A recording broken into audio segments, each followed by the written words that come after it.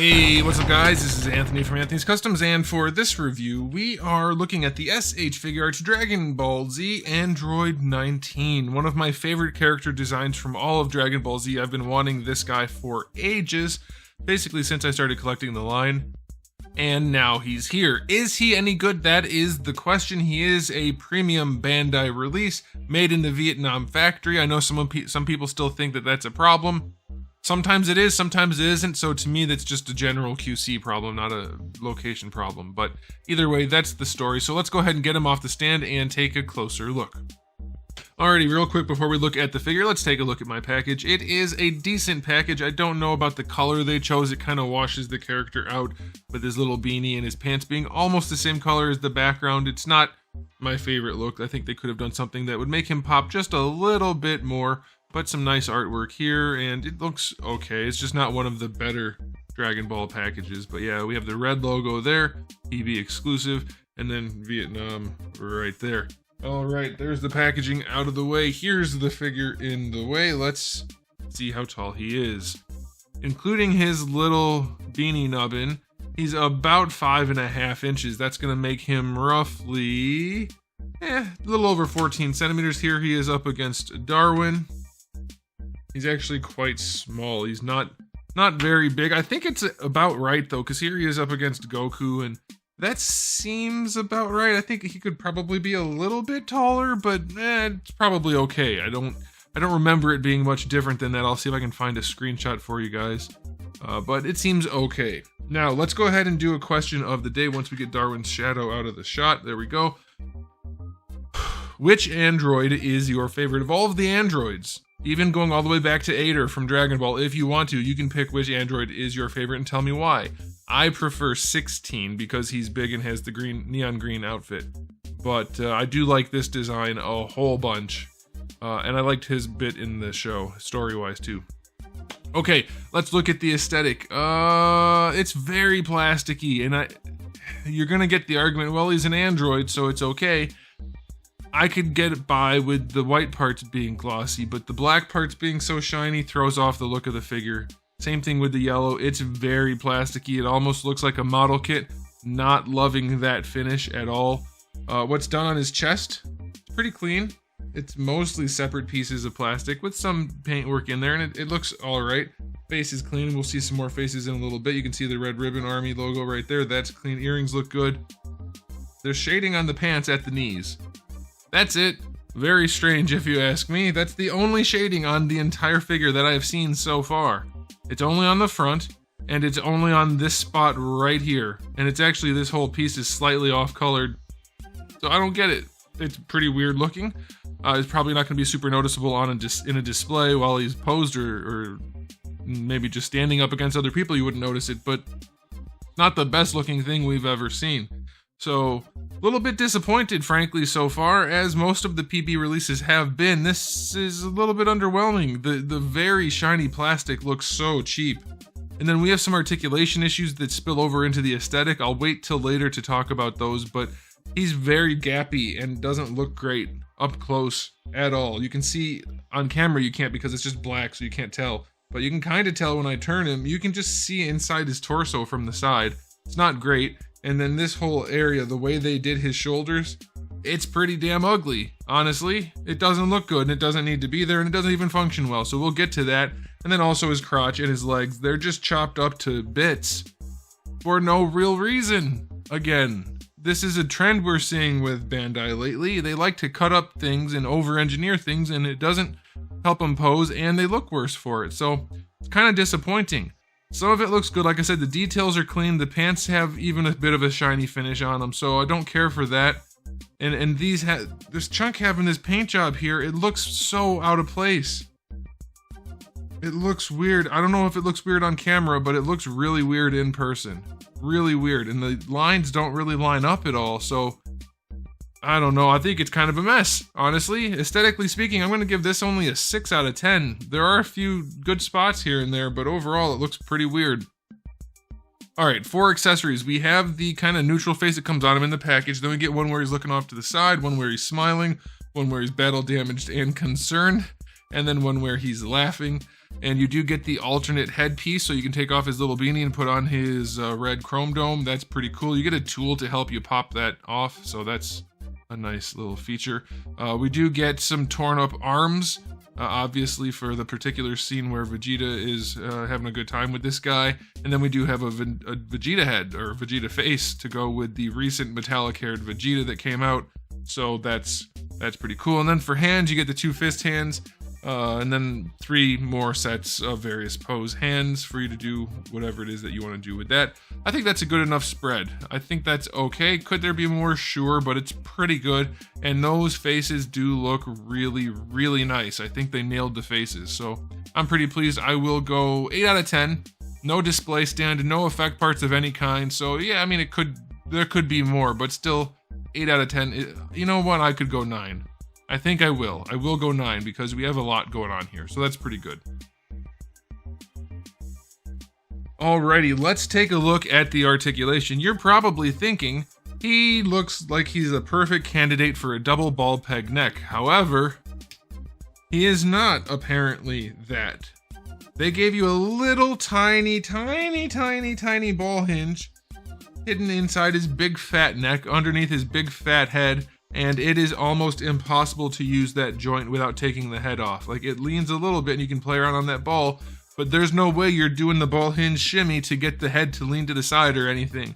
It's not happening. The whole neck / collar piece is on a ball peg, so that helps a little bit. But no, this should have been a double ball peg through and through. Absolutely no excuse for this joint here. It's just clearly not the right thing, so that's very unfortunate. Moving down to the shoulders, we do have a butterfly joint in here. However, it is very recessed. Looks fine from the back, it's okay. You can see how long the peg is. There's a huge gap between the butterfly and the shoulder. And that's because the butterfly is way inside. So it's not as functional as it should be, and it's ugly because there's a giant gap that doesn't need to be there. So that's not a good thing. You do get to move the arm around on that ball a little bit. I mean, I guess that's helpful. It's never bad to have extra range, but you could have had that without it being a giant gap all the way in there. So that's a problem. And now, well, I'll start with this. Okay, we get our full rotation on that ball peg. Fine. The shoulder, I don't know why they over-engineered this. They went crazy. I don't get what's happening here. I mean, I've seen figures that do this before, but this didn't need it. It didn't need it at all. Your shoulder is out here. Having this be a separate piece is so unnecessary. It really didn't need all that. You get to horizontal, so that's okay. It's really, really ugly though. Cat hair. I hate that. Not only do you have this giant hole right here, but you have this giant, totally not hidden seam all the way around. They really needed to just finesse this a little bit. Give him a little extra range in here so that this piece doesn't get in the way, and let the whole arm just rotate up like you're supposed to. It's not good enough. It's really, really not. It's very unfortunate. You do get your bicep swivel down here. This piece moves a little bit, but it doesn't have to. You get your rotation underneath that at the yellow part. So that's fine. You get your bicep swivel. Double jointed elbow. If you use the joints incorrectly, you only get 90 degrees. If you use them carefully, you get slightly more than 90. It's just... No, they didn't try. They didn't try on this guy. Oh. Well, I guess it's not so bad. It just kind of pried itself off. It's not actually loose.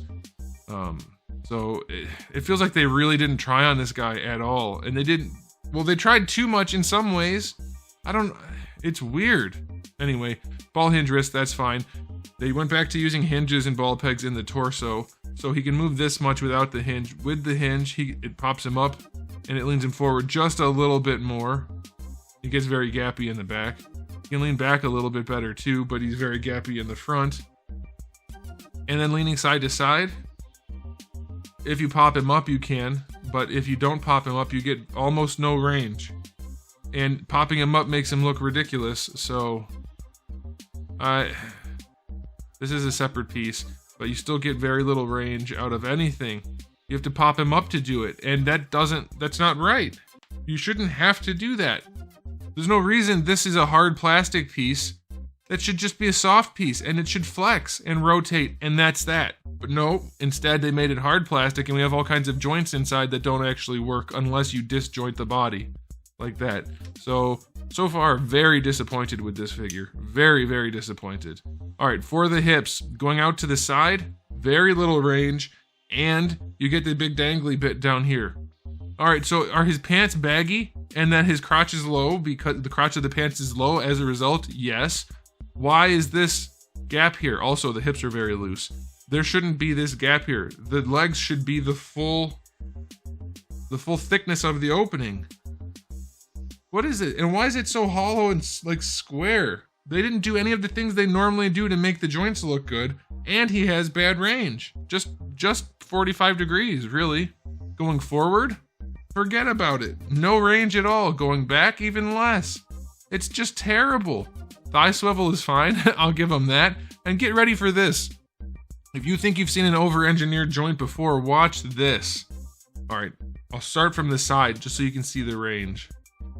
90 degrees. Not even. Just shy of 90 degrees. And now I'll show you from the front so you can see truly how weird this joint is. Why? Why? Why? Why? Why? Why? What is this? We have 3 different colors of plastic. I'm guessing we have hard plastic in here, which is one color. We have PVC out here and up here. Oh, this one's painted. So 1, 2, 3 colors. And then we have 1, 2, 3, 4, 5 pieces of plastic for one knee joint. This is not correct. It is the ugliest knee joint I've ever seen. It's barely functional. What did they do? It's not like his pants are anything extraordinary. We've seen baggy pants 1,000 times with Dragon Ball figures and other figures. This has never been how they've done it. And it should be how they never do it again. It's ridiculously ugly, hideous. For such a cool looking character design, he's gonna stand on the shelf and be ignored because he's such a hideous figure. Alright, you do get a boot swivel at the top of the yellow. Ankles are on ball pegs, so you can lean the foot back a little bit. You can lean it forward a little bit, still pretty limited range. Very limited range leaning to the side because they're using that crappy ball peg in there that isn't well thought out at all. One good thing though is they did do the toe joint the way I recommend, always, and that is to make the whole foot, or the joint, the whole diameter of the foot, the thickness of the foot, so when you rotate it, it's a nice flush curve right there. No gapping, no edges, and it's perfect. That's exactly how you want to do it. So that's good. But the rest is bad. The rest is really bad. I don't know if they thought people weren't gonna buy this, or that they thought people were gonna buy it no matter what. I don't know what they were thinking. But I am very disappointed. Articulation's gonna get a 3 out of 10. This is one of the worst Dragon Ball figures ever from Bandai. It's not good. Luckily, it's clean enough that it'll look okay on a shelf, but the shininess still throws it off. You have cool accessories, but a figure that doesn't look that good, doesn't pose well at all, and has cool accessories, that's not a really great balance, if you ask me. You need to have at least 2 of the 3 things. This guy really only has the accessories. So, time for a final verdict on this release. It looks just good enough. Just good enough. Like, nothing more than that. Accessories are great. Really, no problem there. And then articulation sucks. I'm going to give this guy an overall rating of a generous 5 out of 10. The accessories help, and he's going to look okay on a shelf, but goodness, what a missed opportunity. They had to do all of this work. They did so much work they didn't have to do. It could have been cheaper to make it better. The shoulders didn't have to be all janky. The knees, holy crap. Holy crap. It's a freaking Sarlacc pit at the middle of his leg. What is this? Okay, I don't know. Let me know what you guys think in the comment section below. I'm thoroughly saddened. I wanted this figure for so long to exist, and now that it does, don't meet your heroes, guys. That's what the moral of the story is. All right, let me know what you guys think in the comment section below. But there it is. Thanks for watching. If you enjoyed the video, please do give it a thumbs up. If you didn't, give it a thumbs down. And if you haven't subscribed, you should. I have new videos almost every single day, and thousands already on the channel. So make sure you come back for all of that. And in the meantime, keep collecting.